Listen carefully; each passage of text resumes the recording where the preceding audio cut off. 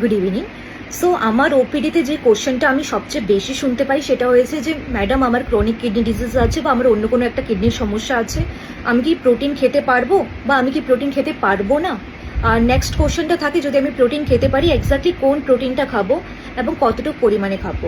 তো আজকের এই ভিডিওটাতে ভাবলাম আপনাদের সাথে শেয়ার করে নিই like some information regarding protein intake in chronic kidney disease patients. তো শুনতে থাকুন।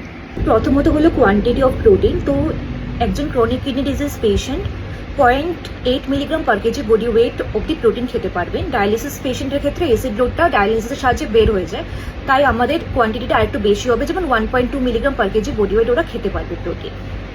সো আপনাদের বোঝানোর সুবিধার্থে আমি প্রোটিনকে 5 টাইপসে ডিভাইড করলাম, যেটা practical classification, not and like scientific classification. Type 1 হয়েছে রেড মিট, যেটাতে মাটন বা বিফ থাকে।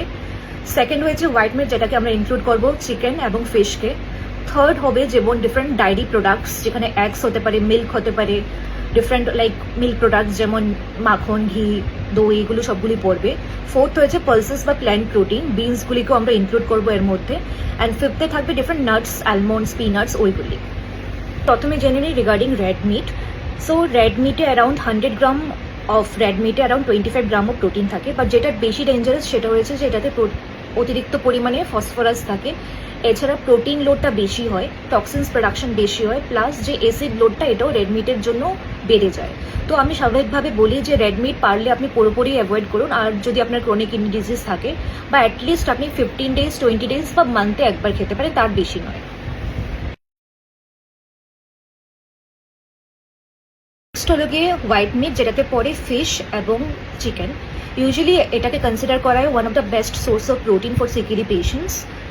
100 গ্রামে সিমিলারলি থাকে around 25 gram of protein, but যেটা ভালো সেটাতে আনস্যাচুরেটেড ফ্যাটের পরিমাণটা কম থাকে। তাছাড়া এটাতে লাইক অ্যাসিড লোডটাও কম প্রোডাকশন হয়, ফসফরাস কম থাকে। আর অনেক ফিশের ক্ষেত্রে ওমেগা 3 ফ্যাটি অ্যাসিডও থাকে, যেটা কি করে আমাদের লাইক কার্ডিওভাস্কুলার প্রোটেকশনও দেয়। তাই আমি লাইক রেকমেন্ড করি যে আপনি খেতে পারেন ছোট মাছ, পোনা মাছ, ওইগুলো আপনি খেতে পারেন। বড় মাছগুলি খাবেন না, কারণ তাতে ফসফরাসের কন্টেন্ট, ফ্যাটের কন্টেন্ট বেশি থাকে। চিকেনও is also good for kidney health. স্টুলু গিয়ে সেরে প্ল্যান্ট প্রোটিন, যার সম্বন্ধে অনেক মানুষের খুব একটা মিসকনসেপশন আছে যে সিকিডি পেশেন্টের ক্ষেত্রে প্ল্যান্ট প্রোটিন খুবই ভালো। Yes, plant protein is good, but not for CKD patients. Non CKD পেশেন্টসদের জন্য এটা best, but for CKD patient it is like a double edged sword. যাতে এটা যেমন different type of plant protein, যেমন ডাল আছে, ছানা আছে, সোয়া আছে, সেগুলোতে কি হয়, রাজমা আছে, সেগুলোতে কি হয় লাইক অ্যাসিড বার্ডেনটা কম রাখে, বাট এটাতে ফসফরাস এবং পটাশিয়ামের মাত্রাটা একটু বেশিই থাকে। তো এই জন্য সিকিডি পেশেন্টের ক্ষেত্রে আমরা রিকমেন্ড করি যে ইউজুয়ালি 6 গ্রামস অফ প্রোটিন থাকে এক বাটি ডালে, তো হাফ ডাল বাটি আপনি খেতেই পারেন। নেক্সট হলো গিয়ে dairy products and egg is one of the like best foods with good protein intake, biological value যার খুব ভালো। বাট এগেইন যে এগের যে যেটা কুসুম বলি আমরা, সেটাতে ফসফরাস বেশি থাকে, কোলেস্ট্রল বেশি থাকে। তাই আমরা জেনারেলি রেকমেন্ড করি যে আপনি এগ হোয়াইট রোজ খেতে পারেন সিকিডি পেশেন্টসদের ক্ষেত্রে, বাট এগের যে কুসুমটা আছে ওটা খাবেন না।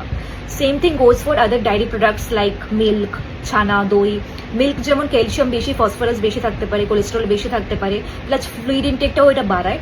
সো তুলনামূলক দই যেটা আছে, দই সেটা আরেকটু বেশি ডাইজেস্টেবল, যেটা সহজে ডাইজেশন হয়, তো দইও আপনারা খেতে পারেন।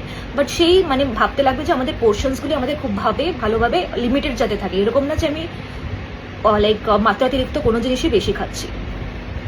Last but not the least হয়েছে নাট লিগুমস। এগুলিতে আমরা অনেকেই ভাবে এগুলো আমাদের শরীরের জন্য খুবই ভালো, even in for non CKD patients এটা ভালো, যেমন হার্ট হেলদি রাখতে সাহায্য করে।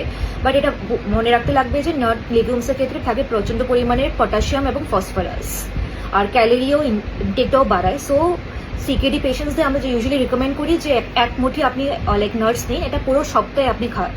এরকম না যে একদিনই আপনি এক বাটি অ্যালমন্ড খেয়ে নিলেন, 4-5টা খেতে পারেন, তাতে কোনো প্রবলেম নেই। বাট উইকে 1 বা 2 বারই আপনি অ্যালমন্ড বা নাটস এগুলো খান, কারণ কিডনি পেশেন্টের জন্য এগুলো খুব একটা বেশি ভালো না।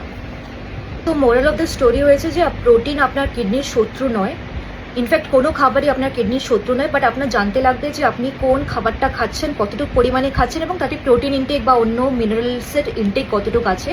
তাই আমি সবাইকে রেকমেন্ড করি যে চ্যাট জিপিটি, গুগল এগুলোর ওপর নির্ভর না করে, হোয়াটসঅ্যাপ ফরওয়ার্ডের ওপর নির্ভর না করে আপনি প্রপার একজন নেফ্রোলজিস্টকে দেখান বা ডায়েটিশিয়ানকে দেখান, যে আপনার ওয়েট অনুযায়ী, আপনার বাকি ইলেকট্রোলাইটসের প্যারামিটার অনুযায়ী আপনাকে একটা পার্সোনালাইজড ডায়েট প্ল্যান দিতে পারে। কারণ সঠিক খাবার মনে রাখবেন যে সিকিডি পেশেন্টসের ক্ষেত্রে একটি মেডিসিনের হিসেবে কাজ করে। ভালো থাকুন, সুস্থ থাকুন।